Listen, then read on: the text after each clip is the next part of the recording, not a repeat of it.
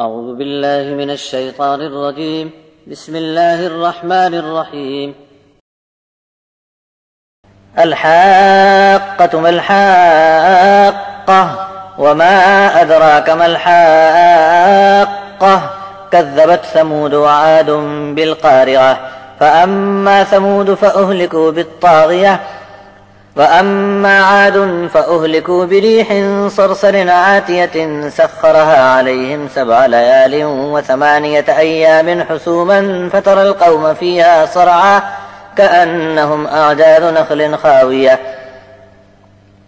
فهل ترى لهم من باقية وجاء فرعون ومن قبله والمؤتفكات بالخاطئة فعصوا رسول ربهم فأخذهم أخذة رابية إنا لما طغى الماء حملناكم في الجارية لنجعلها لكم تذكرة وتعيها أذن واعية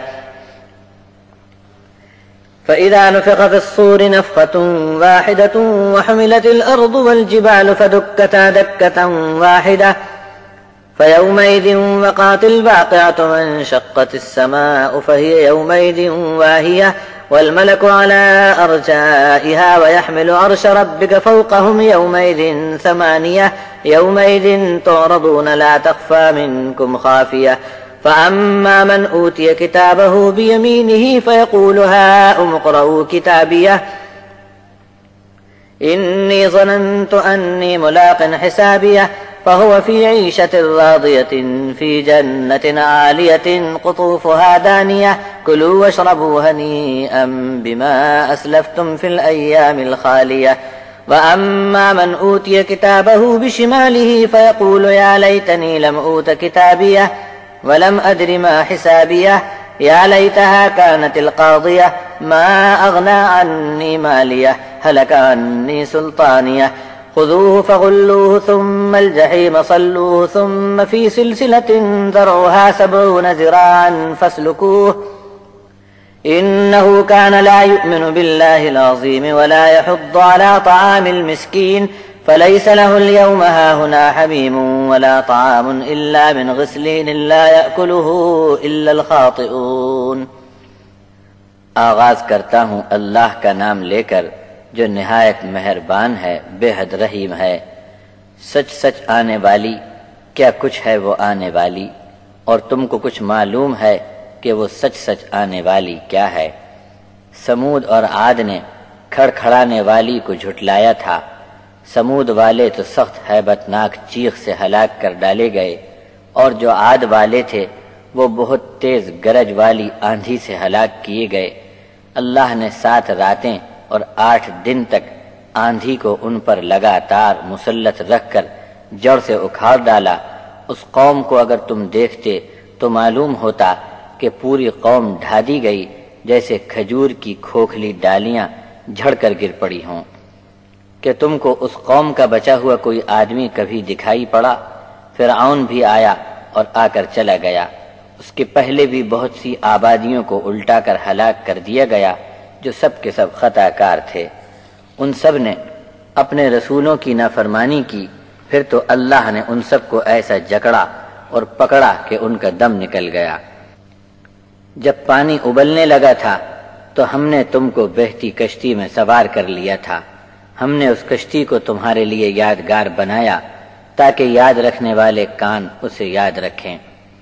بس جب سور میں پہلی بار پھونک دیا جائے گا زمین اور پہاڑوں کو اٹھا کر ایک ہی بار میں ٹکرا کر توڑ پھوڑ ڈالا جائے گا. اس دن وہ واقعہ ہو جائے گا جسے ہونا ہی تھا اور اس دن آسمان پھٹ پڑے گا اور اس کی بندش کمزور ہو جائے گی اور فرشتے اس کے کناروں سے ظاہر ہوں گے اور اس دن تمہارے رب کا عرش 8 فرشتے اپنے اوپر اٹھائے ہوں گے. اس دن تم سب کو پیش کیا جائے گا اور تم میں سے کوئی ایک بھی چھپ نہ سکے گا.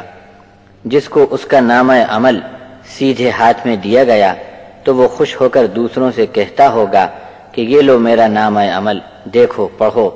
میرا پکا خیال تھا کہ مجھے میرا حساب ملنا ہے. بس ایسا شخص دل پسند عیش میں ہوگا اعلیٰ درجے کی شاندار جنتوں میں جس کے میوے پھل جھکے ہوئے ہوں گے. دنیا کے گزرے ہوئے دنوں میں اچھا عمل کر کے ساتھ لائے تھے اس کے بدلے میں اب جی بھر کر کھاؤ پیو اور چین سے رہو۔